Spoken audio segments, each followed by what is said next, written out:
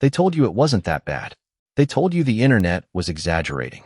They told you Chrisean Rock was misunderstood, and the mob was blowing it out of proportion, and none of it was as ugly as your timeline made it look. Well, I sat through the footage today, and I am here to tell you that everything you thought you knew about Chrisean Rock is a fraction of the truth, because what I just watched is one of the darkest, most unhinged, most cold-blooded public records of maternal neglect the internet has ever produced. And by the end of this video, you're going to be sitting in your chair asking the same question every single one of us is now asking out loud. Why is nobody stepping in to protect this child? How is Chrisean Rock still walking around free with a 3-year-old boy the entire world can see is not okay? And how did we, as a culture, let it get this far? How is this still happening in front of our eyes with the whole internet as a witness? Tap that subscribe button before we go any further, because I promise you, by the time this breakdown ends, you are going to want to comment down below and tell me exactly what you think should happen next. Real talk. Straight up. Let's get into it. And let me warn you now, once you see what I am about to show you, you will not unsee it. Chrisean Rock is not a good mother. I am not saying that as an opinion. I am not saying that as a hater. I am saying that as somebody who has now watched hours of footage, read the receipts, listened to the family members, cross-referenced every live stream, and reviewed the timeline from the very first pregnancy announcement to the very last church appearance. And what emerges when you actually sit with the evidence is not a story about a young woman who made a few bad choices.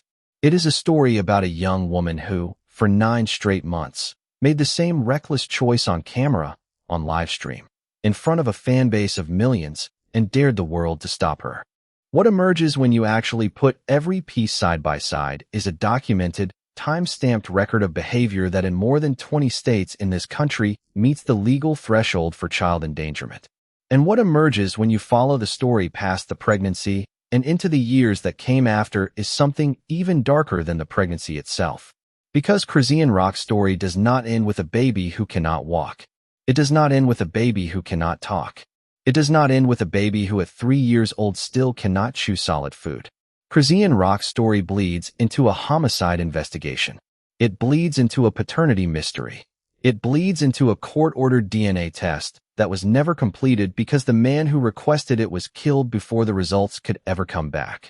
And the woman standing at the center of all of it is somehow still on your For You page every single week, laughing on livestream, holding a bottle in one hand and her son in the other, telling the whole world that the doctors do not know what they are talking about.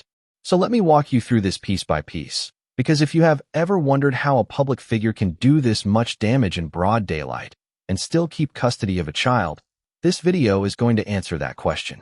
And what it reveals about the system, about the industry, about the platforms that profit from her chaos, is going to leave you cold. Malone Jr. was born on September the 3rd, 2023. He is about to turn 3 years old. And according to every single piece of publicly available footage, he cannot walk on his own, he cannot form words, and he cannot eat solid food. His mother pushes him in a stroller everywhere she goes. His mother blends his meals because he cannot chew. His mother has said on camera, more than once, that he is simply developing at his own pace, and that everybody commenting on his condition needs to mind their business. But here's the problem with that story. Fetal alcohol syndrome, medically known as FAS, is a lifelong developmental condition caused by alcohol exposure during pregnancy. It produces physical growth problems, distinctive facial features, motor delays, cognitive impairment, and brain development issues, and it is 100% preventable. There is no safe amount of alcohol during pregnancy. Not one drink, not one sip, not one glass, not one toast, not one celebration, nothing. And there is video, filmed by Chrisean herself, of her holding a full bottle of Hennessy while visibly pregnant. There is video of her at hookah lounges while visibly pregnant. There is video of her smoking a blunt on FaceTime while visibly pregnant. There is video of her at rooftop parties, at studio sessions, at nightclubs, at album releases, at industry events, all while visibly pregnant, and in every single one of them she is either holding a drink, holding a smoke, or both. And there is video, and this is the one that stops your heart, of her friend Natalie Nunn kissing her pregnant belly and then blowing smoke directly into her face. Blowing smoke at the belly. Blowing smoke at the mother. Laughing while doing it. That is not a rumor. That is not a screenshot. That is documented, filmed, time-stamped footage that Chrisean Rock herself uploaded to the internet for the entire world to see. And now, 3 years later, we are watching her son struggle to do the things every other 3-year-old on the planet does automatically. So no, this is not developing at his own pace. This is what fetal alcohol exposure looks like when the person carrying the pregnancy refuses to stop. And the industry knew. Her friends knew. Her family knew. Her manager knew. Her publicist knew. And nobody, not one person with the platform or the leverage to intervene, actually intervened. Now here is where the story stops being sad and starts being sinister. Because when you go back through Chrisean's own words during her pregnancy, what you find is not remorse. What you find is defiance. What you find is a woman who was told by multiple people around her that what she was doing was harming her unborn child, and who responded, on livestream, in front of thousands of viewers, that she could always abort the baby tomorrow if she wanted to. Those are her words. Not paraphrased. Not exaggerated. Not out of context. Her exact words on camera, in a hotel room, holding a bottle, laughing while she said it. She said she could abort the child tomorrow and it would not hurt her. And then she asked for another drink. Who says that on camera about their own unborn son? Who films themselves saying that and then uploads the clip to the internet? And more importantly, who, after saying that, still gets to walk out of the hospital with the baby a few months later and become the primary custodial parent? Because that is the part that keeps me up at night. She said it on tape. She said it publicly. She said it while intoxicated. And nothing happened. No investigation. No welfare check. No intervention. Just more live streams, more Hennessy bottles, more smoke in the frame, more of the same behavior all the way through the 3rd trimester until the day she gave birth. And when the baby came out, and when the delays became impossible to hide, and when the internet started asking questions, her strategy was not to apologize. Her strategy was to fight the doctors. Her strategy was to fight the fans. Her strategy was to go on live stream and tell everybody that her son is fine, that he is thriving, that he is just developing on his own timeline, and that anybody who says otherwise is a hater who needs to mind their business. She said, in her own words, that she cannot wait for the day her son starts walking and talking so she can say I told you so. Let me repeat that. She said she is looking forward to being able to say I told you so about her own child's developmental milestones. That is not a mother. That is not a caretaker. That is a woman using her son as a prop in a public argument she is losing. Now the culture needs a reality check on this, because we have been letting influencer culture manufacture excuses for behavior that would land a normal woman in a courtroom the next day. Let me be very clear about something.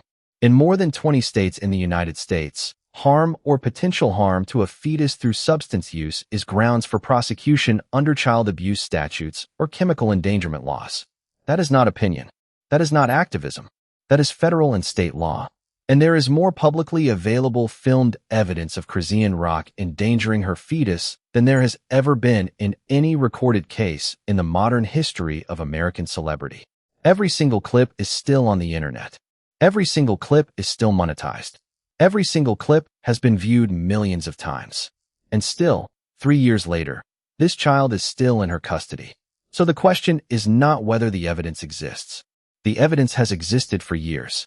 The question is why the system that is supposed to protect a defenseless child has decided to look the other way because the woman in question happens to be a viral personality with a large following. That is the story. That is the scandal. And that is why the comments section on every single Chrisean video for the past 2 years has read like a courtroom transcript. Because the people watching are seeing what the institutions refuse to see. The comments are the closing argument. The live streams are the exhibits.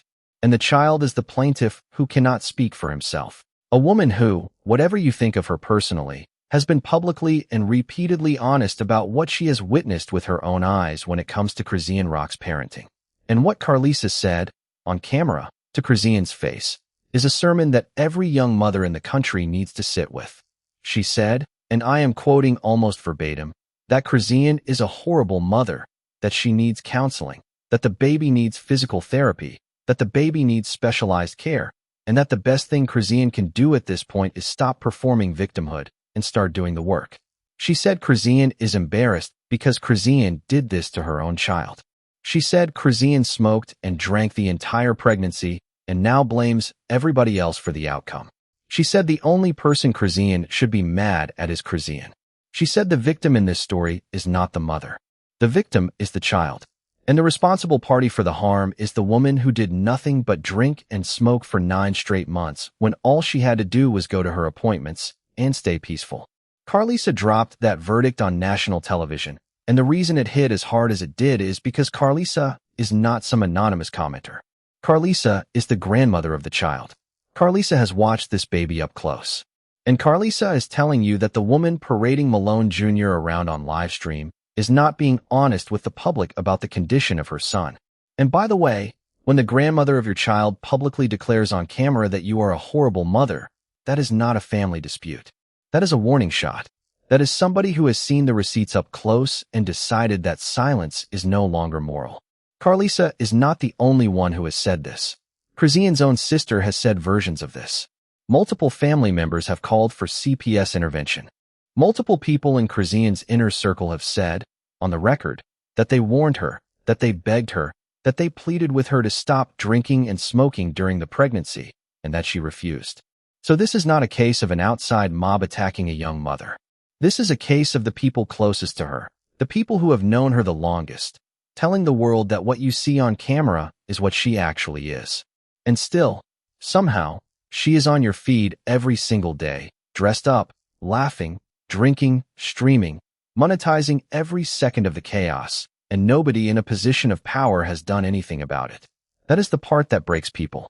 That is the part that has flooded child services offices with reports. That is the part that has generated 10,000 plus formal complaints against her in a single quarter.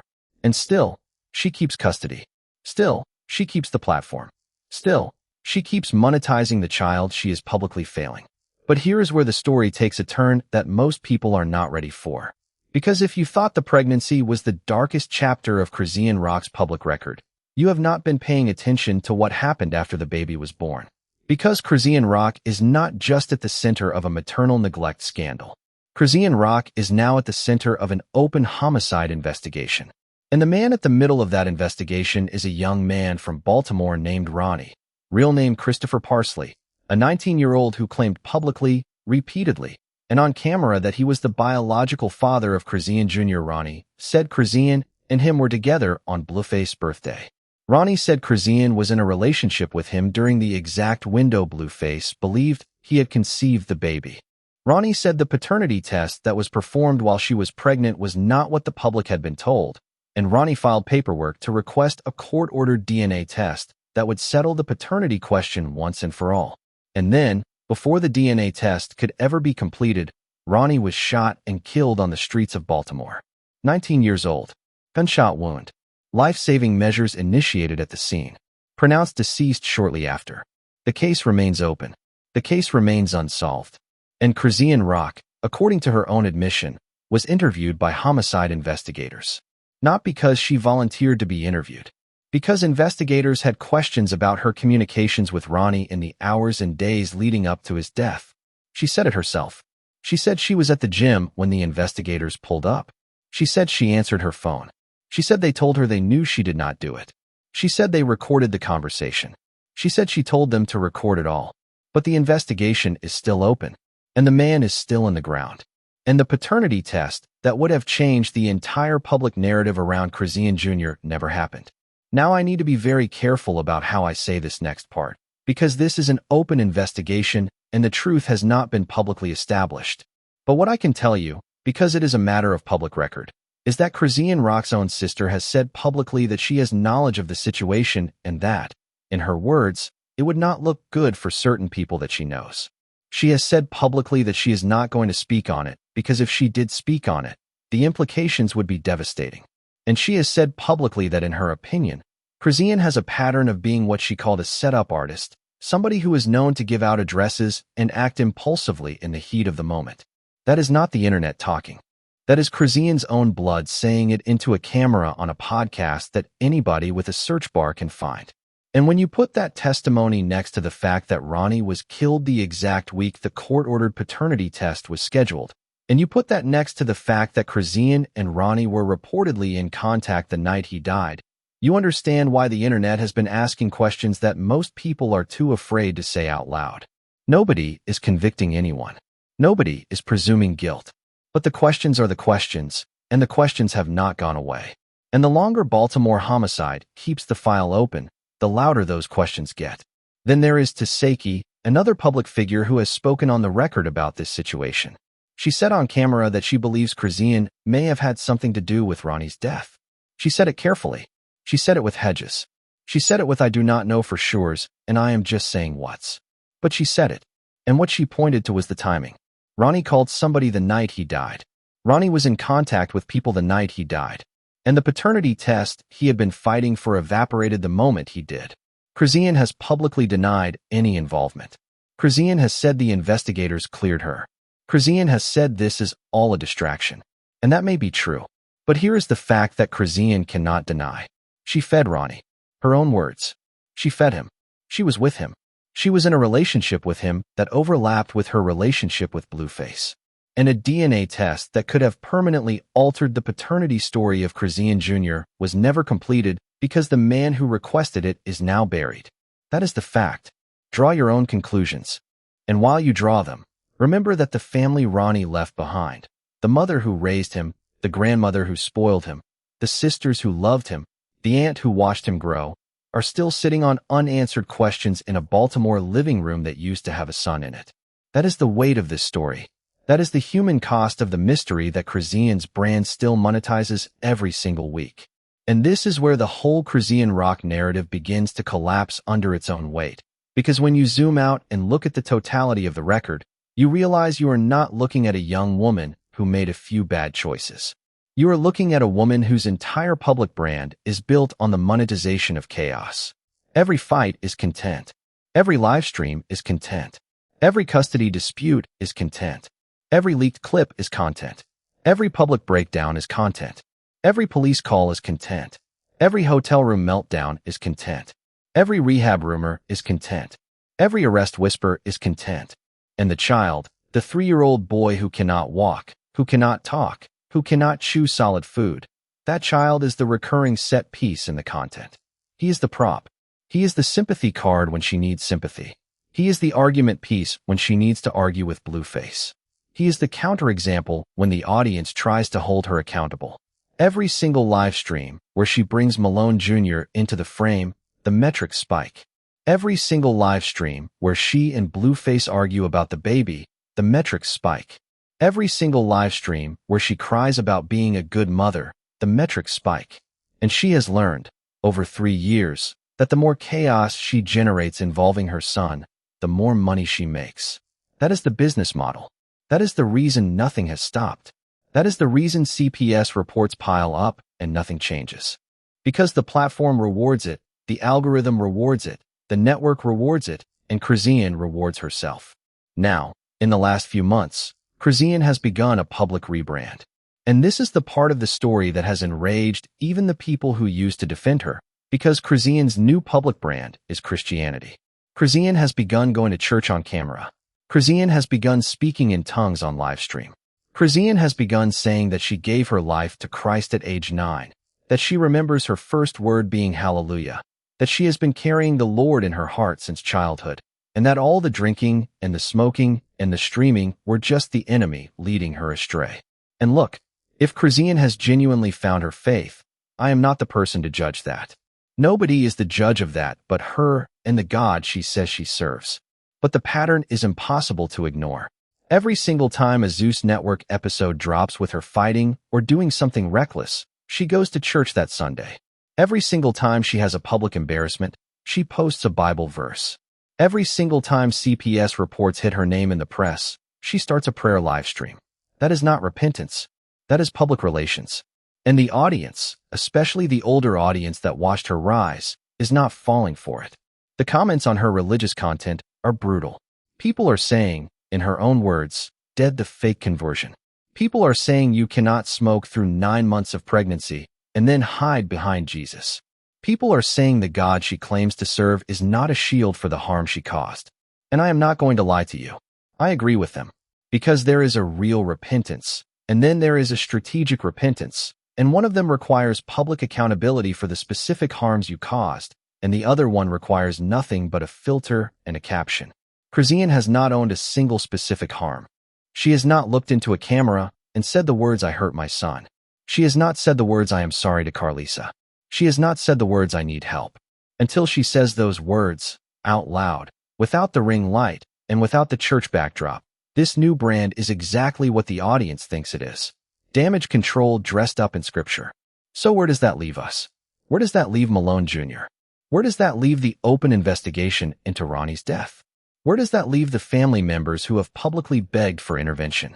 Where does that leave the thousands of people who have filed CPS reports, called welfare hotlines, and demanded institutional action? Because here is the part one want you to sit with. Chrisean Rock has done, on camera, in public, for the entire world to see, every single behavior that in a non-influencer context would have resulted in immediate CPS involvement, immediate criminal charges, and in some states, an immediate loss of custody. The behavior is not disputed. The behavior is documented. The behavior is monetized. And still, the child sits in the stroller. Still, the child is blended food. Still, the child is dragged through hotel lobbies, boat parties, argument live streams, and the constant public war between his mother and the man she still claims is his father. That is not a life. That is not a childhood. That is a spectacle. And every single one of us who has clicked, watched, commented, and shared has, in some small way, subsidized the machine that keeps this child in the middle of it. That is a hard sentence to hear. It should be. Because if the audience is the fuel, the audience is also the switch, and the switch can be turned off the moment enough of us decide to turn it off. Now here is the twist that not enough people are talking about. Blueface, whatever you think of him, has publicly signed a petition asking for institutional review of Chrisean's custody.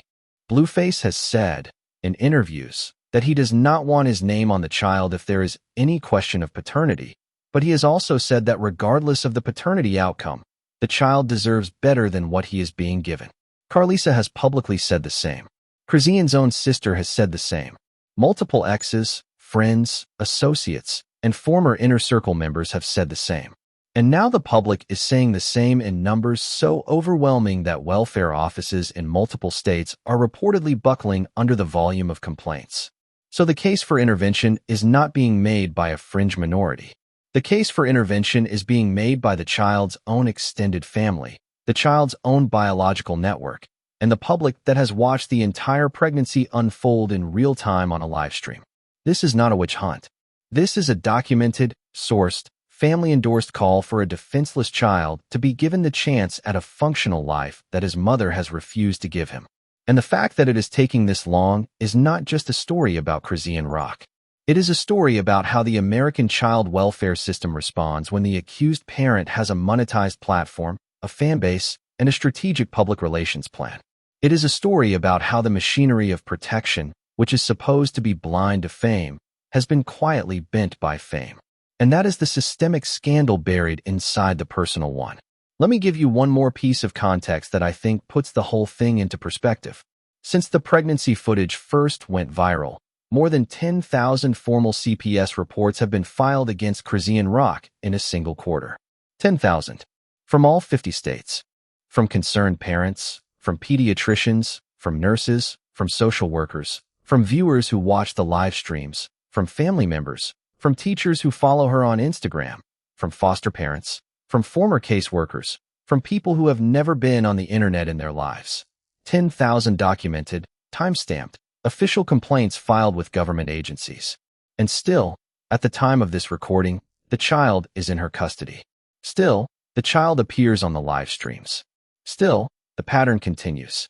And that number, 10,000, is not a fan campaign. That is not a hashtag. That is a real institutional record. Because in the United States, filing a false CPS report is a crime. So the 10,000 people who filed did so believing, in good faith, that a child was in danger. 10,000 people cannot all be wrong. 10,000 people were not orchestrated by a manager or a marketing agency. 10,000 people watched what you and I watched and reached the exact same conclusion. And still nothing. That is not a failure of the audience. That is a failure of the system. The Zeus network keeps casting her. The livestream platforms keep monetizing her. The blog culture keeps clipping her. The algorithm keeps pushing her. And the child, the actual human being at the center of all of this, keeps riding around in a stroller he should have outgrown 2 years ago, being fed blended food he should have graduated from before his 2nd birthday, watching his mother fight strangers on the internet and cry about victimhood while the receipts sit right there, in high definition, on every server that will hold them. Every single one of them saw the same footage the audience saw and made the calculation that engagement was worth more than the child's dignity. That calculation is on paper somewhere. That calculation is in a boardroom deck. And the day that boardroom deck leaks, this story becomes a completely different story. So what happens next?